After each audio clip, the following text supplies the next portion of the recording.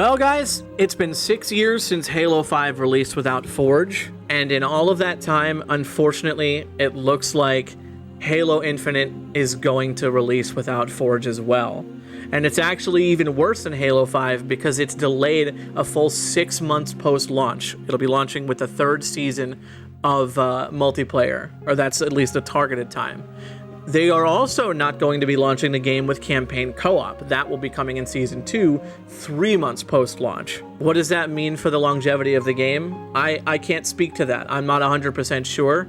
I'm certainly concerned with this revelation. I think this is very concerning with regards to the pipeline of Halo Infinite. I wonder to myself about, does this mean we're going to see them running into issues with all sorts of little things? What's post-Forge's launch content going to look like? How is this 10-year-long game going to have updates over time? Are we going to see a game that's constantly seeing delays and postponements of seasons and updates and whatnot? Or are we going to see other promised features and things like that in the industry, you know, launching without the game? I don't like the idea that games can just release without content in them, entire chunks of content within them. It's very concerning to me, and I think it's a terrible precedent for the industry to have.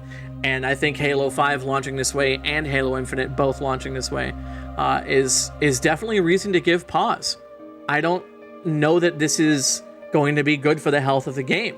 I think this could be detrimental to it. You know, we see games make comebacks from things like this all the time, but I'm concerned that if there's just campaign and there's just, you know, multiplayer at launch, people are not going to retain this game. They're not going to consistently play the game. However, part of me also thinks if Forge comes post-launch, maybe it'll attract people back, or maybe they can do limited time modes that consistently bring people back for retention and get them to keep playing the game over and over again. I don't know. I'm not a soothsayer. I can't see the future. I wish I could. I wish I knew what was going on. I'm just dumbfounded that we're right back where we were in 2015 with a game launching incomplete. All we've heard recently about things like content complete and whatnot. The word's been kind of thrown around a little bit. This game is most certainly not content complete in any way, shape, or form. So it's worrying. It's really worrying, and it makes me concerned about the future of Halo Infinite and how this 10-year plan is going to look. I really hope that, you know, these terrible anxieties that I have with regards to this are not fruitful, and I'm actually just wrong about this, but it really makes me concerned with the future state of the game. Is Microsoft as a publisher going to consistently push 343 to put content out in an incomplete state? Or are they going to tell them to wait till stuff is completely done? What's going to happen?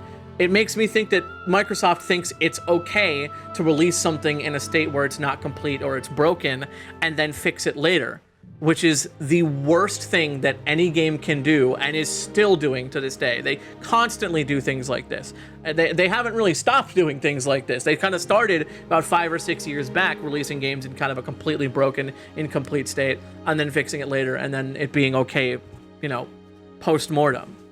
MCC is an example of one of the greatest comeback stories in gaming history. So, I mean, I don't know. Maybe I'm an idiot who doesn't know what I'm talking about, or maybe all my fears are for nothing, and the game will come out. It'll be the biggest thing since sliced bread, and it'll be just fine. But I just wanted to air that concern, because it is just that. It is very, very concerning that this is the case, that we're experiencing another Halo game launching content incomplete 6 years after the last Halo game came out. 6 years of development between Halo 5 and Halo Infinite. You know, there's some rumors about the game's development being restarted in 2018 or not. And I can't speak to that. I don't know that that's true or not. I have no clue. I don't think there's any confirmation that it's true. I would take it with a grain of salt. But I think 6 years of development time for this game. I really hope that the campaign is something truly special and that the multiplayer is really something truly special at launch, because, you know, the campaign is a paid-for feature that I'm to understand that we're going to be paying $60 for this feature, and it's going to be really hard to sell me on $60 for a campaign that is maybe just a little bit bigger of a Halo campaign. So we'll see how that shapes out. But all we have to do is, you know, sit back and watch and wait, see what happens in the meantime. So, you know, that's really all I wanted to say here today. This is a little bit more, you know, free form and ranty, and I do apologize for that. But I hope this articulates kind of where my headspace is at right now. My question for you guys as we depart from this video is, do you think that Halo Infinite should be delayed and be content complete? Or do you think the game should release content incomplete in November? Thank you guys for watching. I'll talk to you guys in the next video. See you guys later.